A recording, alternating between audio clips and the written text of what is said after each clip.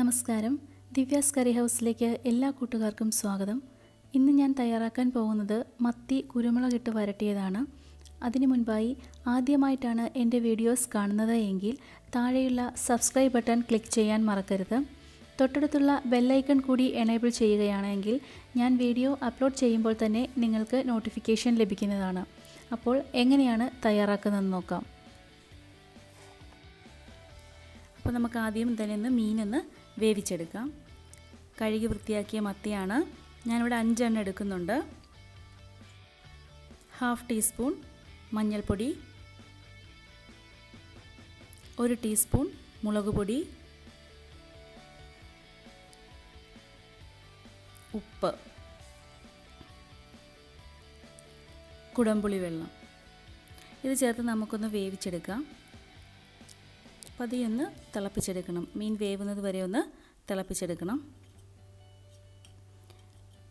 ഇതിന് ശേഷമാണ് നമ്മൾ ബാക്കിയുള്ള ഇൻഗ്രീഡിയൻസ് ഒക്കെ ചേർത്ത് തയ്യാറാക്കുന്നത്. പതിയെ തിളച്ച് വരുന്നുണ്ട്. നമുക്കതിൻ്റെ ആ സൈഡൊന്ന് മറിച്ച് കൊടുക്കാം. താഴത്തെ ഭാഗം വെന്തിട്ടുണ്ട്. നമുക്ക് മുകളിലത്തെ ഭാഗം ഒന്ന് മറിച്ചിട്ട് കൊടുക്കാം. കാരണം അധികം വെള്ളത്തിലല്ല നമ്മൾ വേവിക്കുന്നത്, കുറച്ച് വെള്ളത്തിലേ വേവിച്ചെടുക്കാവൂ. കുടംപുളി ചേർക്കുന്നതുകൊണ്ട് നമ്മുടെ മീനിൻ്റെ മാംസത്തിലേക്കൊക്കെ പാകത്തിനുള്ള പുളിയൊക്കെ പിടിച്ചിട്ടുണ്ടാവും.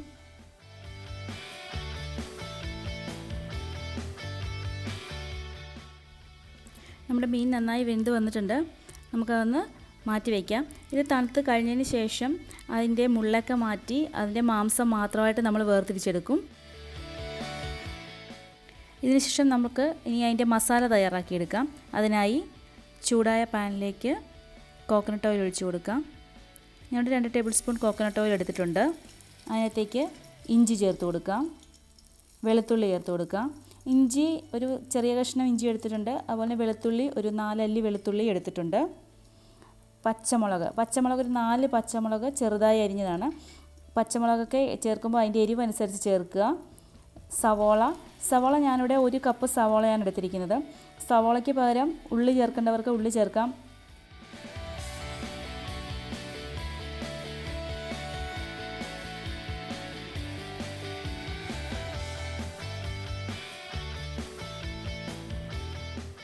ഉപ്പ് ചേർത്ത് കൊടുക്കാം. നന്നായിട്ടൊന്ന് നമുക്കൊന്ന് വഴറ്റിയെടുക്കാം. സവാള പതിയെ വാടിക്കഴിയുമ്പോഴത്തേക്കും നമുക്ക് കറിവേപ്പില ചേർത്ത് കൊടുക്കാം.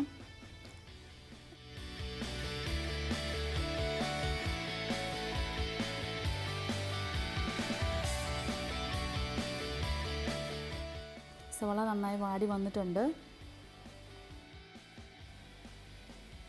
നമുക്കിനി അതിലേക്ക് 1 ടീസ്പൂൺ കുരുമുളക് പൊടി ചേർത്ത് കൊടുക്കാം.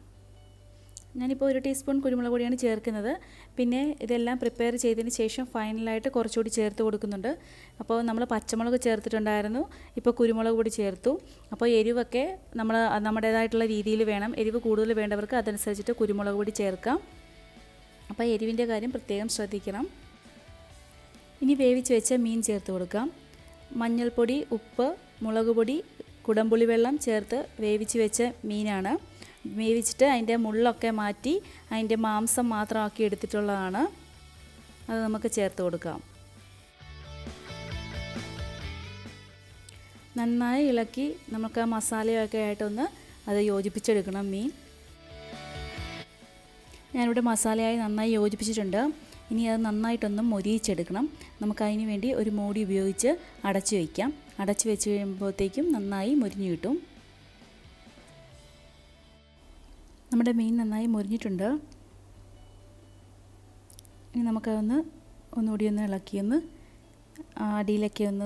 അടിയിലേക്ക് നന്നായി മൊരിഞ്ഞ് പിടിച്ചിരിക്കുകയാണ്. നമുക്കതെല്ലാം കൂടി ഒന്ന് ജസ്റ്റ് ഒന്ന് മിക്സ് ചെയ്ത് കൊടുക്കാം. നമുക്കിതിലേക്ക് കുറച്ച് കുരുമുളക് പൊടി ചേർത്ത് കൊടുക്കാം. കുറച്ച് കറിവേപ്പിലയും കൂടി ചേർത്ത് കൊടുക്കാം.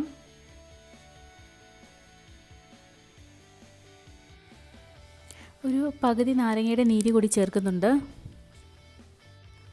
പകുതി നാരങ്ങയുടെ നീര് ചേർത്താൽ മതിയാവും. കാരണം നമ്മൾ കുടംപുളി ഇട്ടാണ് മീൻ ആദ്യമേ വേവിച്ച് വെച്ചിരിക്കുന്നത്. അപ്പോൾ ആ പുളി ഉള്ളത് കൊണ്ട് പകുതി നാരങ്ങയുടെ നീര് മതിയാവും. നമുക്കൊന്ന് മൂടി വെച്ച് അല്പനേരം കൂടി ഒന്ന് മൊരിയിച്ചെടുക്കാം.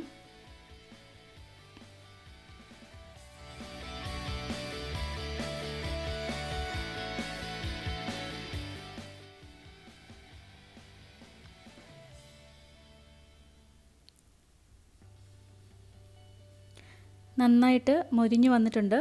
നമുക്കതൊന്ന് എല്ലാം കൂടി ഒന്ന് മിക്സ് ചെയ്ത് കൊടുക്കാം.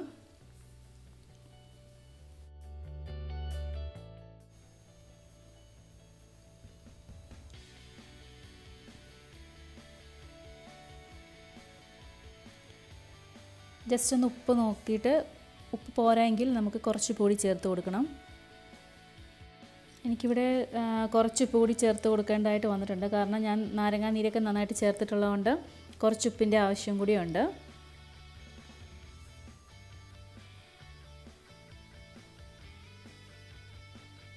നന്നായിട്ടൊന്ന് മിക്സ് ചെയ്ത് എടുക്കുക. നമ്മുടെ മത്തി കുരുമുളകിട്ടത് റെഡി ആയിട്ടുണ്ട്. എല്ലാവരും ഇത് തയ്യാറാക്കി നോക്കണം. നിങ്ങൾക്ക് എൻ്റെ വീഡിയോ ഇഷ്ടപ്പെട്ടുവെങ്കിൽ ലൈക്ക് ചെയ്യുവാനും സബ്സ്ക്രൈബ് ചെയ്യുവാനും കമൻറ്റ് ചെയ്യുവാനും മറക്കരുത്. അടുത്ത ഒരു റെസിപ്പിയുമായി വരുന്നതുവരെ എല്ലാവർക്കും നന്ദി, നമസ്കാരം.